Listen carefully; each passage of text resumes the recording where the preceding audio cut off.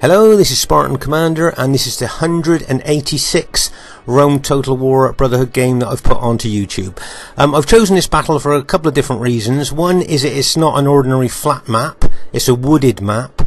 And secondly, there's a lot of different factions in this battle that I hope you'll find interesting watching them fight. The team I'm in today consists of Brotherhood member Uther, who has bought the Britannia faction.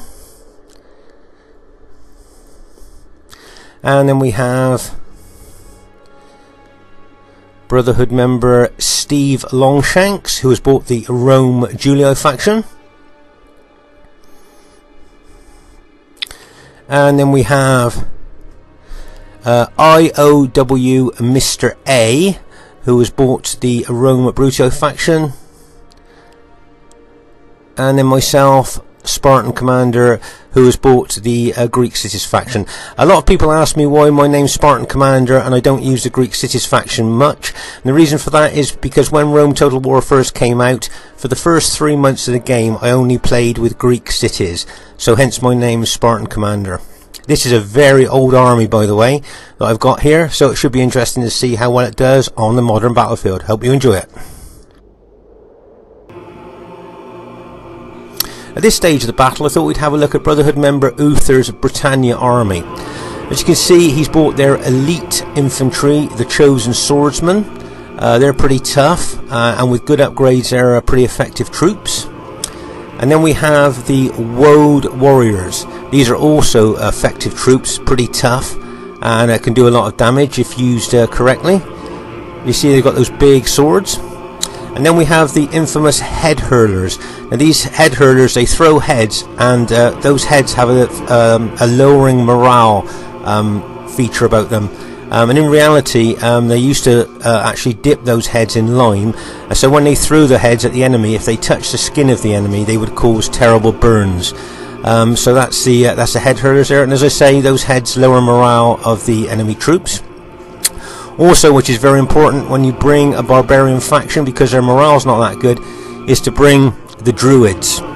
As I say, the druids, they give morale to nearby troops, and are very important to keep the Britons and other barbarian troops fighting there, because they keep the morale up. So that's the druids units there. And then we move on to the chariots, the British chariots there. Now these chariots, I think pound for pound in this game, are probably the best chariots in the game. They don't run amok, but they've got some really good stats. So if you use these correctly, they can be battle winning chariots actually. They're pretty good specifications, and as I say, they do a lot of damage to enemy troops. And of course they've got the fear factor as well, so they can lower enemy morale. So that's the Britannia army. Looks pretty good to me. At this stage of the battle, I thought we'd have a look at this very old Greek cities army of mine. As some of you know, from time to time I kind of dust off and clean up some very old armies, and I bring them onto the modern day battlefield to see how well they do. As you can see, my pile of shield are the armoured hoplites there. And then my main infantry, of course, are the Spartans there, with their great specifications and of course their 2 hit points. Did you know that, and of course I've got the cheaper archers as well, that allows me to put more upgrades on my infantry. Did you know that Spartans boys were taken away from their families at the age of 7, and then they were intensely trained for 14 years until they were 21, when they were allowed to go into battle. One of the two key things that they were actually trained on was never to show pain and never to retreat. I think you've probably all heard the story of the 300, where Leonidas took his 300 bodyguard to hold the pass at Thermopylae to face maybe 1 million Persians, and he was only undone by a local man who betrayed him and went to Xerxes for gold, and told Xerxes about an old forgotten goat track that went behind the Spartans' position. And Xerxes then sent 10,000 of his elite immortal troops to go over that goat track and come in behind the Spartans. Rather than retreat, Leonidas formed his men into a wedge formation and advanced into the Persian masses. They made some deep inroads into the Persian army. Eventually Leonidas had a mortal wound, and the Persian troops tried to pull his body away from the Spartans, but the Spartans dragged his body to a small hillock. One of Xerxes' generals approached them and said if they gave up Leonidas' body, they could go free. The Spartans refused. Xerxes then said, "I'm not wasting any more troops on these Spartans," and he used his archers to kill them. Tens of thousands of archers fired at them, and apparently the arrows were so thick that they actually did block out the sun, and the weight of the arrows hitting the Spartans finished them off. The hillock that they made their last stand on was excavated in the 70s, and thousands of arrowheads were found on this hillock. So it just goes to show how brave the Spartans were. A very elite force indeed, and this game reflects that.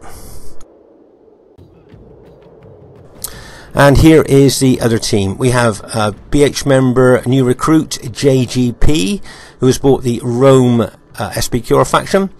And then we have someone called Sinister, who has bought the Macedon faction. I believe that is Scorpion King SR, who has bought the Macedon faction. And then we have Brotherhood member Gladius, who has bought the Rome Scipio faction. And then we have another new Brotherhood member called Terrible Turk, and he has bought the Germania faction there. Remember, Germania has got a winter bonus and a woods bonus as well, so they're pretty effective on this map, and so it should be interesting to see what happens next. At this very early stage of the battle here, you can see us, our team forming up here to face the enemy team. If you notice, I've come right over from the left flank, and what we've decided to do is fight out in the open here rather than in the woods. The woods bonus for Germania is quite high, so rather than go into the to fight in the woods to give them that bonus, we decided to go out into the open. Of course, the Britannia faction, which is also barbarian, has got a bonus in the woods, but the berserkers are such a powerful, Germania berserkers are such a powerful unit, we don't really want to give them kind of a woods bonus to fight them in the woods. So as I say, we decided to fight out in the open here. If you notice, I'm placing my Greek cities out at the forward point of our army there, ready to take on, from what I can see there, the Rome Scipii army that is in front of me. As I say, this is just a very early stage of the battle. We're just forming up, see what happens next. At this stage of the battle, I thought we'd have a look at the Germanic army here. You can see Terrible Turk has bought the Chosen Archers. These guys are tough, got long range and do a lot of damage, so they're pretty good. Then you have the Skirmisher Warband. They're quite effective as well. And then we have kind of like their elite infantry, ordinary infantry there, and that's the Chosen Axemen. Now those axes are effective against armour, and used correctly, these guys can cut a swathe through Roman ranks. And then we have the infamous Berserkers here. If you look how big they are in comparison to the other infantry, Berserkers are based on true life characters. These men were usually quite antisocial. They used to get drunk or have a cocktail of drugs, or even have mental health problems, and in battle they literally went berserk. And both friend and foe alike used to avoid these men, and they were tales of them being seen running around after battles, howling like wolves, covered in blood and entrails. So these guys were, as I say, avoided by both friend and foe alike. They've also got, of course, got the Gothic cavalry as well, which are hiding in the woods at the moment. Gothic cavalry are very powerful. And here's a general overview of the battle as it stands at the moment. As you can see there, Uther's army is formed up at the rear to avoid archer damage. Barbarian troops are very susceptible to archer fire, so he's pulled up behind us. As you can see here, the three of us here are formed up facing the enemy teams. As you can see here over on our left flank, if you notice that the enemy Macedon and SPQR units are moving around there, we'll have to watch that very carefully.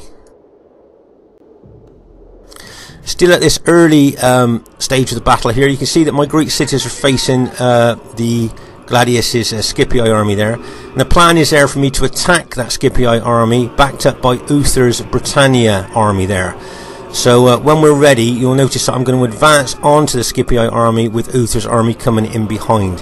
That's our tactic there. We need to attack because our ally on the left, our Brute ally on the left, is potentially facing two armies. So we need to take a bit of pressure off him to do that. Can you see the Macedon Cretan archers here moving around? Scorpion King using his years of experience there. The reason he's moving around there is to try and get as many arrow shots as he can into the flank of my Greek city's army. See how he's moving around there, hopefully to get a flank shot into my army. If I'm smart, I'll up spears and pull back a little bit to try and narrow the angle, so I won't suffer so many casualties there.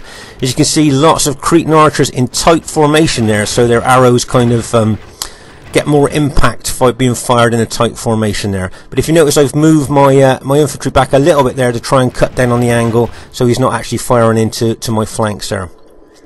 If you notice, the enemy Germania and Scipii archers there have moved out to our right flank. It wouldn't surprise me if these Germanian archers wanted to get round to the flank of my Greek cities again to fire arrows into the flank. Obviously, shooting arrows into the flank and the rear of units cause a lot of casualties, but with the Spartans 2 hit points, firing at them directly at the front doesn't really do that much damage, so that's why they're trying to move around the flank there. If you notice, I've moved my cheap archers over to that right flank there to try and if you like, kill as many of the enemy archers as I can with my cheap archers. But as I say, if they want to target my cheap archers with their more expensive archers, then that's fine by me. And as you can see there, that's my archers there firing at the more expensive, if you like, and more elite enemy archers there. Right, have you seen at this stage? Uther has some Britannia light cavalry hidden in the woods. He's been waiting and waiting, and just at the right moment there, he brought them out of the woods and charged them into those couple of Germania archer units that were flanking us. Nice little move there by Uther. New players watching this, remember, ambush tactics in wooded maps are very effective there. And as you saw, Uther's light cavalry moved in, took those couple of archer units out and backed off before it could be touched by any of the counter-attacks of the enemy there. So nice little move there by Uther. New players watching this, as I say, nice little woods ambush there by Uther. Meanwhile, over on our left flank here, as I said earlier, our Brutii ally is potentially facing 2 armies here, the Macedon pikes and the SBQR, the Rome SBQR infantry there. So that's another reason why I think on our right flank we need to attack and take the pressure off of our left flank if we can. What Uther and me are waiting for is for Gladius to move forward a little bit more if he can, and then we're probably going to attack. Right, can you see the fast moving Germania general here coming over to take out my cheap archers? Just as he does that, can you see that I'm now advancing with my Greek cities army aiming at Gladius's Scipii army? Right, now Gladius is a good Greek cities general himself. He realises that his Roman army doesn't really want to face Greek cities head on, and if you notice, he's pulling back. Good move there by Gladius. New players watching this, you don't really want to fight Greek cities head on with your Roman army unless you've got a plan, like to pin them when other forces move around their flanks. But Gladius is moving back. Okay, can you see that Germania now is attacking? And what I've done now, I've changed tactics. I'm just going to pause the game for a second. Notice instead of attacking Gladius's army now, I've noticed the Germania army has come out and is attacking. So what I'm going to do now, I'm going to switch my attack emphasis and charge down onto the Germania army here. I'm going to take a chance because with my back to those Scipii infantry, they could come in behind me. But I'm just thinking I might turn some units to face them and then we send the rest of my army in to deal with this Germania threat. If you can see here, Uther is moving his Britannia army over, moving his chariots in a wide flanking action there, and moving his infantry in to intercept the Germans. And if you notice that, we've got our Brutii and Julii cavalry there, allies cavalry there, waiting to charge in as well. So it'll be interesting to see what happens on this right flank. Okay, can you see Uther's chariots charging in there? Right, can you see the berserkers have just been activated? Can you see their red banners? Let's just pause the game for a second. Can you new players watching this, can you see those red banners going on and off? That means the berserkers have now been activated and they have literally gone berserk. So these guys with fantastic specifications and hit points will now charge into our forces. Always a very powerful, 2 very powerful units there, so we'll see how well we do. If you notice, Uther's infantry and chariots have charged in there. And if you notice, my Greek cities army is moving down there as well. Straight away, can you see a lot of the Germania units are starting to rout. You can see the Germanian Gothic cavalry have charged out as well. We've got Gladius's cavalry there as well. But if you notice, so we've got Steve Longshank's Julii cavalry charging in at the same time as well. Just pause the game for a second. Can you see now that most of the Germania infantry has now been routed? There in the centre there, Steve Longshank's cavalry charging there, plus the Britannia infantry, plus my Greek cities going down there as well. If you notice that there's a berserker unit that is attacking my Greek cities unit there, you can see that red banner going on and off. And there's that berserker unit there. If you notice, they've smashed one of my Greek cities soldiers up in the air with those effective against armor maces that they use there.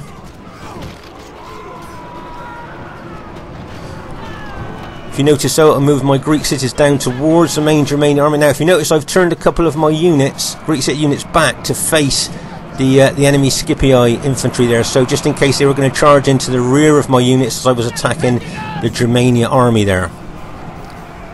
So I've now, let's say, turned the units there to face that threat. I'm now going to run my infantry back up to the enemy Scipii infantry there and engage them.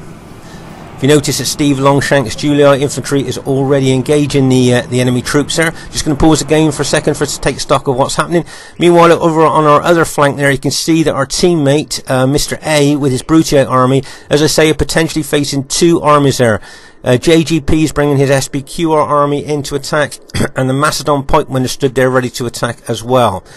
Meanwhile, over on our other flank here, you can see that most of the Germania army has been routed, and we're just facing the Rome Scipii army there now, which Steve Longshanks is engaging. And if you notice, I'm upped my pikes and I'm now running my pikes forward to help engage those enemy Scipii infantry there.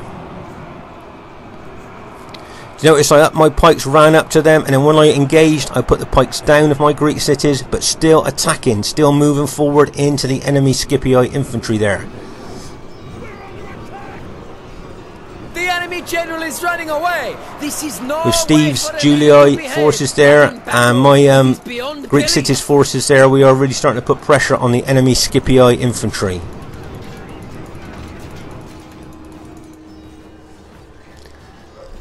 If you notice, you've got the Great God be praised. The Britain army there has just chased off the last of the enemy cavalry that were engaging us on that flank there, so well done to them. And also Steve Longshanks cavalry there was assisting that as well, so the enemy cavalry has also been routed there now.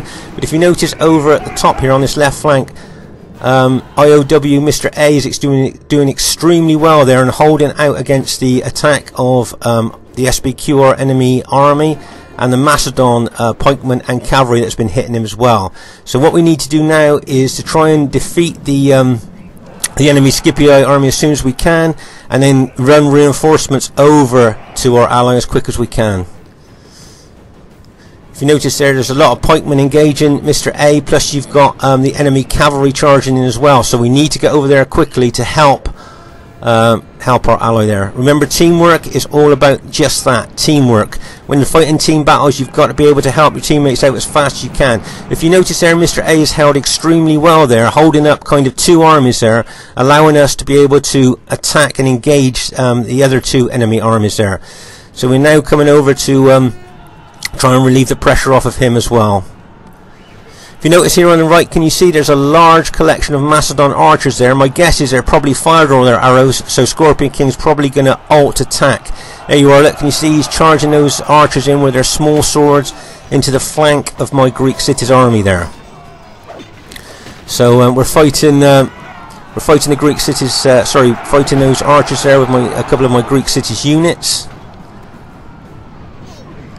Let's say those Macedon archers are great long distance and do a lot of damage, but when it comes to hand fighting, they're not that good.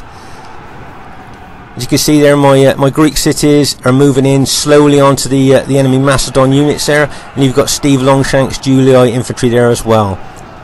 Remember that a lot of our infantry there is going to lower the morale of the enemy troops that are fighting. Right, can you see Mr. A now has put some of his units into Testudo? Once again, holding up the enemy SBQ army as long as he can, enabling us to kill the other enemy as much as we can there. Right, you can see a lot of SBQR archers here. Once again, in a dense formation, firing arrows in a very tight formation there, doing a lot of damage.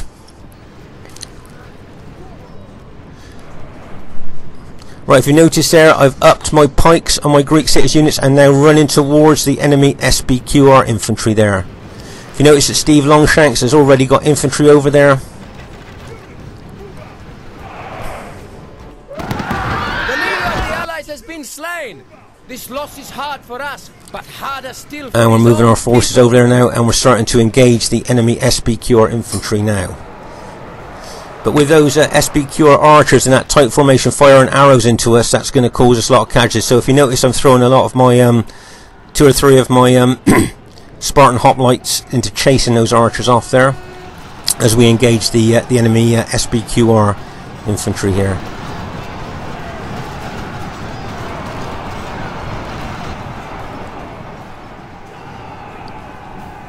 If you notice there, we're starting to put the pressure on. Can you see that Uther's brought over some of his head hurler units there? He got his head hurler units there, as you can see there. You can still see they've got heads in their hands and heads on their belts as well, ready to throw. But maybe we might be able to take out the last of the enemy troops before they need to throw any more heads into there. As you can see, a lot of the enemy SBQR troops are starting to rout now, as we're slowly moving forward. The enemy general flees. Press forward so that the spirit of his army And is broken it looks like our team's managed to have gone on and won the battle there. Just to say, really well done to Mr. A there for holding as long as he did. Against, as I say, potentially 2 armies there, allowing the rest of us to be able to take out the 2 armies on the other flank. Right, first thing I'd like to say is really well played to everybody in the game. I thought the other team played extremely well. Really well done, guys. Great battle there. I'd like to say really well done to Uther, Steve Longshanks and Mr. A. I thought they played extremely well. I thought Uther's Britannia army did really well there. As I say, you don't see Britannia brought to the 31k battlefield that much, but when you do it and use properly the way Uther did, I thought it proved to be a very effective army. I thought the Germania army was quite good there. Remember that those berserker units are extremely powerful, and I thought the Macedon army was very good as well, proved to be quite effective.